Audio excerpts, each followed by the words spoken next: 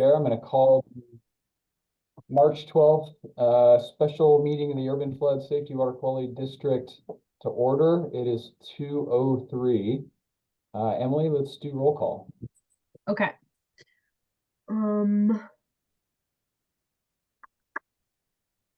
Nancy Hendrickson. Here. Steve Fancher. Here. Eric Mueller. Here. Dave Ritma.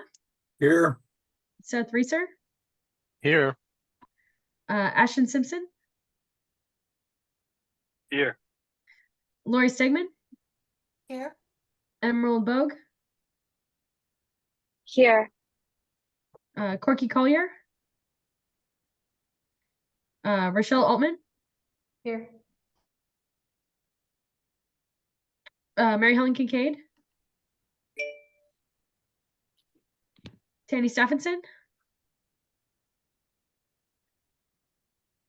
Eric Molander. Here. Brent Cartwright. Ed Washington.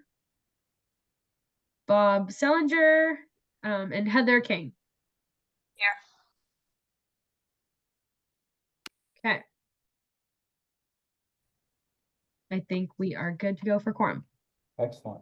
Thanks, everybody. We'll jump right into it. And today we have a necessary action the board needs to take regarding the district boundaries. I'm going to turn it over to Colin. Thanks, Steve. Colin Rowan, Director of Planning and Public Affairs.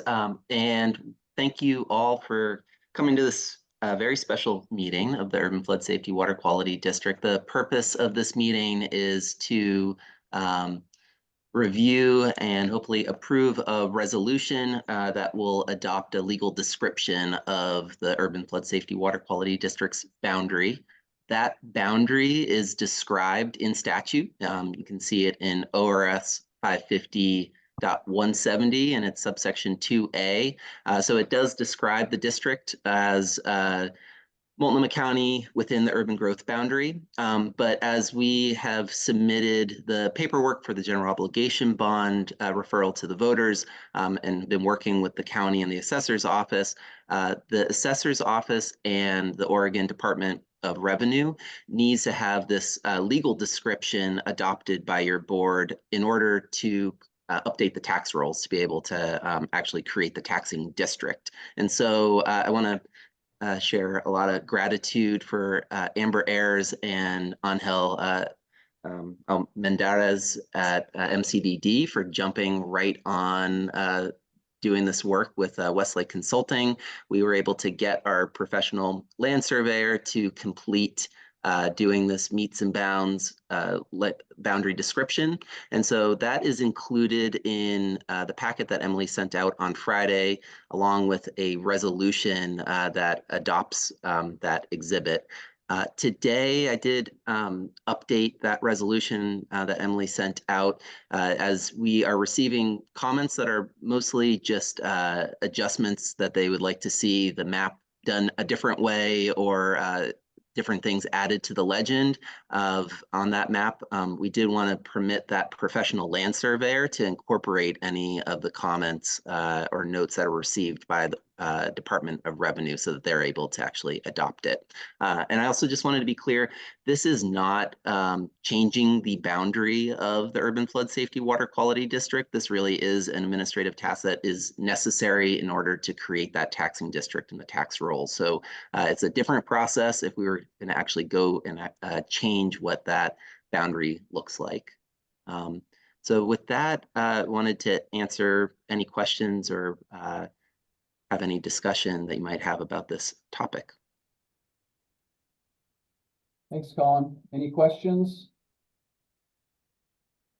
Mr. Chair, I guess I just wanted to clarify is the way I understand this is the 5 years ago in 2019, the legislature defined the boundaries and today's action is just us doing the necessary administrative paperwork in the proper form and so forth for the assessor and the Department of Revenue. Is that correct?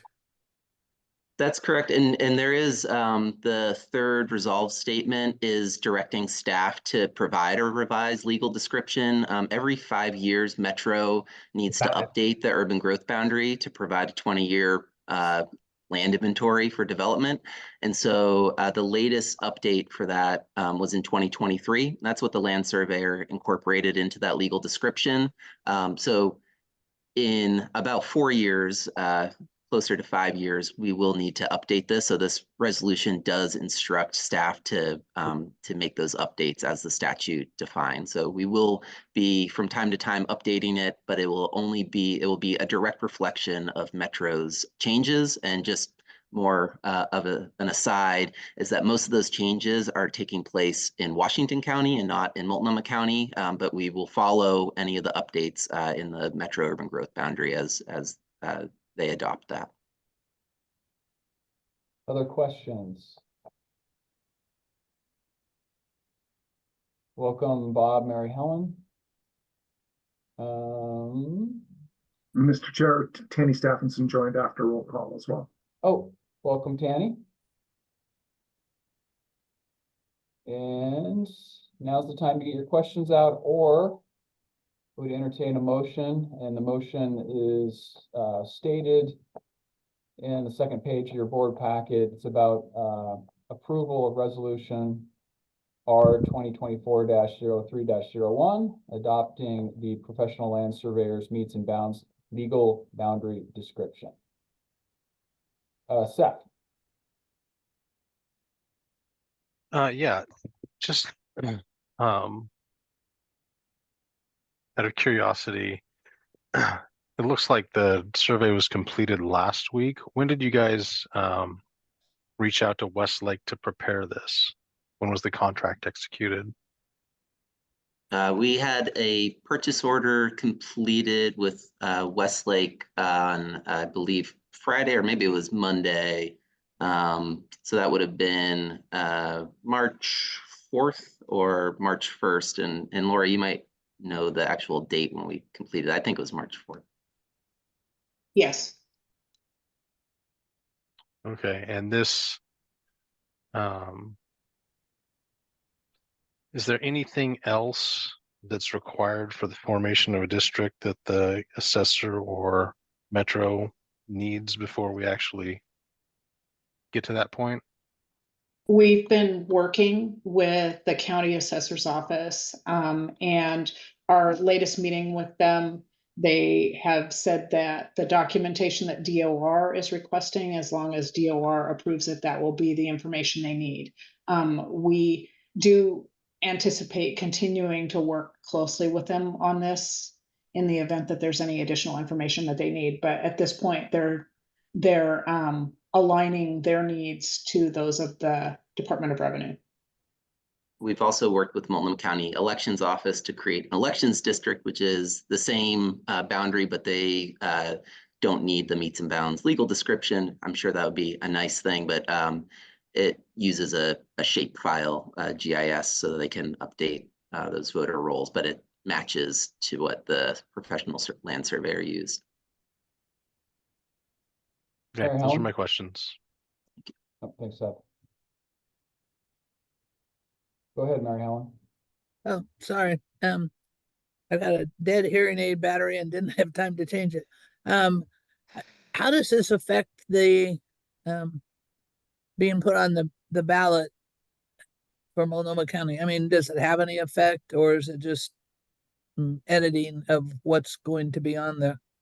I mean, does it slow the process? Because isn't today the day that the ballot measures have to be submitted? I don't know. I'm not keeping up on the dates correctly, but I just wondered why it was an emergency meeting, or if this was just to get it done in case something else comes up. It was an emergency meeting, Mary Helen, because the Department of Revenue has a deadline of March 31st to get this approved. And they are really working hard with us to get this approved. Their rules allow them 30 days. So there was the possibility that we weren't going to be able to meet that March 31st deadline, but the State Department of Revenue is working very diligently and putting a priority on this to make sure that we can get it finalized by the 31st. Well, I just have to tell you how much I admire all the different entities that you have to keep track of and deadlines and things you have to say the right word. And if you get a preposition in the wrong place, you got to go back and start over. So I've been working on another issue with another group, and it's beyond me. It's a whole nother language, a whole nother world, and a whole lot of politicians and bureaucrats. So I want you to know that I do appreciate and admire everybody that has to deal with all this. Thanks, Mary Helen. Brief shout out to Janet Olson for actually flagging the need for this. Thank you, Janet. We appreciate you. Any other questions, comments? Thumbs up from Nancy. Thank you. Mr. Chair, I'm prepared to make a motion. Okay, Eric, I'm ready to entertain that. Mr. Chair, I would move to approve today's updated version of Resolution R 2024-0301, adopting the Professional Land Surveyors Meets and Bounds Legal Boundary Description. Thank you, Eric. We have a motion from Eric. Do I have a second? I'll second. Okay, we have a motion from Eric, as stated, a second from Nancy as such. Any discussion on the motion? Seeing none, all those in favor, please signify by saying aye. Aye. Aye. Any opposed? Hearing none, the motion carries unanimously. Thank you all. I think that is it. Jim, I'll turn it over to you in case there's any other business to bring forward to us. None that I'm aware of. I want to express my appreciation for you guys assembling on short notice. We're really grateful to you for making time, and you know how to reach me if you need more. We are meeting with your chair and co-chairs tomorrow to walk through the next several months of items that you'll be considering, and hopefully getting some buy-in from them about that. So more to come at your next meeting. And once again, really appreciate your time today. It really helps staff keep this moving. Really grateful. Okay, well, thanks, everybody. We'll keep it nice, short, and sweet, and meeting is now adjourned. That's all.